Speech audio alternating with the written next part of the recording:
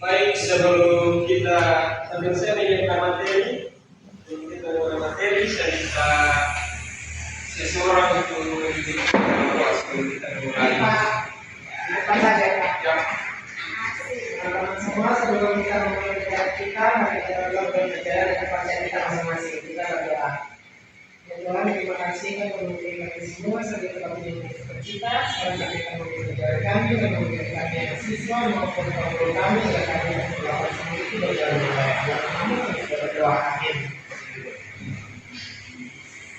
Baik, untuk materi hari ini tentang algoritma pemrograman.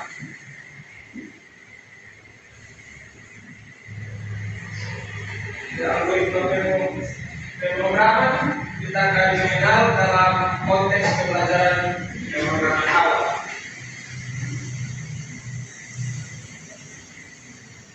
Yang pertama adalah konsep algoritma. Konsep algoritma sendiri pada dasarnya terdiri dari 3 tahapan yang ditunjukkan pada gambar yang akan saya berikan sebentar.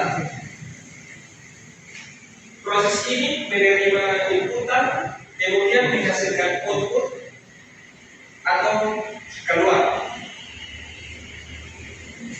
Baik, jadi ada kriteria algoritma. Kriteria algoritma yang pertama adalah finesse atau biasa disebut keterbatasan. Algoritma harus beroperasi dalam waktu yang terbatas, berarti harus menyelesaikan tugas dalam jumlah langkah yang wajar atau dalam waktu yang dapat diterima. Yang kedua ada definiteness atau yang biasa disebut kepastian. Karena algoritma harus bersifat deterministik, karena mereka selalu menghasilkan output yang sama dengan input yang sama. Ini penting dalam pemrograman atau komputasi, karena kita perlu dapat memprediksi hasil algoritma. Yang ketiga ada input atau biasa disebut masukan. Dalam menentukan jenis dan format input algoritma harus jelas. Ini mencakup jenis data yang dapat diolah dalam format input, seperti bilangan bulat, teks, atau gambar, serta batasan atau syarat khusus untuk input, seperti rentang nilai atau format yang valid. Yang keempat ada output atau keluar. Algoritma harus memberikan hasil yang diharapkan dan jelas, yang mencakup jenis data output atau format output, dan cara output dibuat dari input yang diberikan hasil harus benar dan relevan untuk masalah yang diselesaikan. Yang kelima ada effectiveness atau efektivitas. Algoritma harus dirancang untuk mencapai tujuan dan memberikan solusi yang efisien atau tepat. Selain itu, algoritma harus mempertimbangkan penggunaan sumber daya seperti memori dan waktu dengan efisien. Berikut ada struktur algoritma. Yang pertama itu adalah tuntunan atau sequence, pola yang diterapkan untuk menjalankan program dengan pernyataan berurutan dan kurung sekuensial. Pola ini memuat prosedur yang diberikan dengan berurutan atau berurut dari permulaan sampai akhir. Pola yang berurutan tidak mengandung pengulangan atau lonjakan. Yang kedua ada pemilihan atau selection. Dalam algoritma, seleksi adalah peristiwa yang baru akan terjadi ketika suatu persyaratan dapat dipenuhi. Salah satu definisi kondisi adalah bahwa suatu instruksi hanya dapat dijalankan jika suatu kondisi dapat dipenuhi dan suatu instruksi tidak dapat dijalankan jika suatu kondisi tidak dapat dipenuhi. Salah satu contoh suatu kondisi adalah menentukan apakah suatu bilangan ganjil atau genap. Yang berikut ada yang ketiga adalah perulangan atau repetition. Pola perulangan adalah pola ada perulangan atau repetisi. Pola perulangan adalah pola yang mengulangi satu baris atau satu blok baris. Program berulang kali. Perulangan akan dilakukan sesuai yang dibutuhkan. Ada contoh pengulangan untuk mencari kategori usia dengan menerapkan pengulangan if else. Dan yang berikut ada bahasa pemrograman.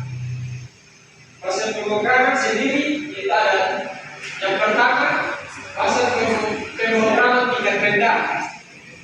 Bahasa ini berkaitan dengan instruksi perangkat keras komputer dan memberikan kontrol tinggi terhadap perangkat keras. Meskipun kuat, bahasa ini sering sulit untuk dimengerti dan digunakan. Contohnya, assembly language adalah contoh bahasa pemrograman tingkat. Dan yang kedua, ada bahasa pemrograman tingkat menengah. Bahasa ini mencapai keseimbangan antara bahasa rendah dan tinggi. Mereka memungkinkan kontrol perangkat keras yang lebih besar daripada bahasa tingkat tinggi sambil menjaga kemudahan pengguna.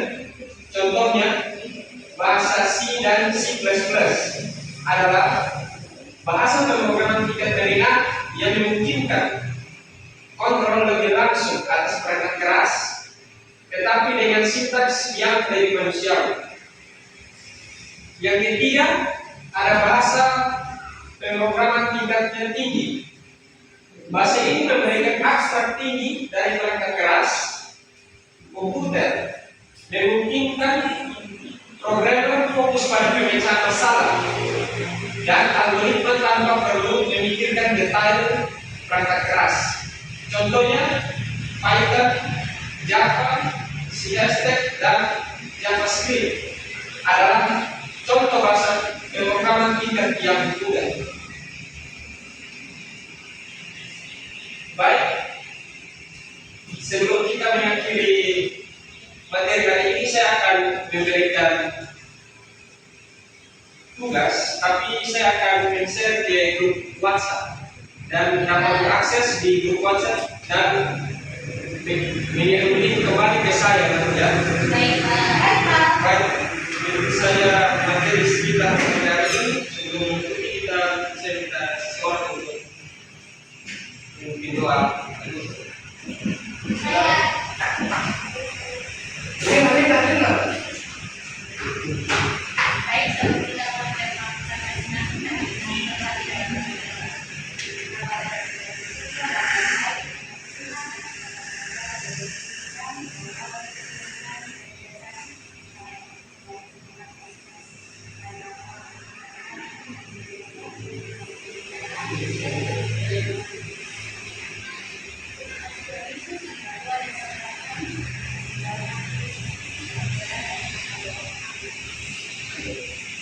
Terima kasih.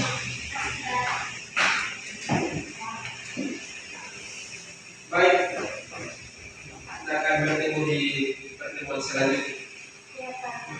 Terima kasih, Pak.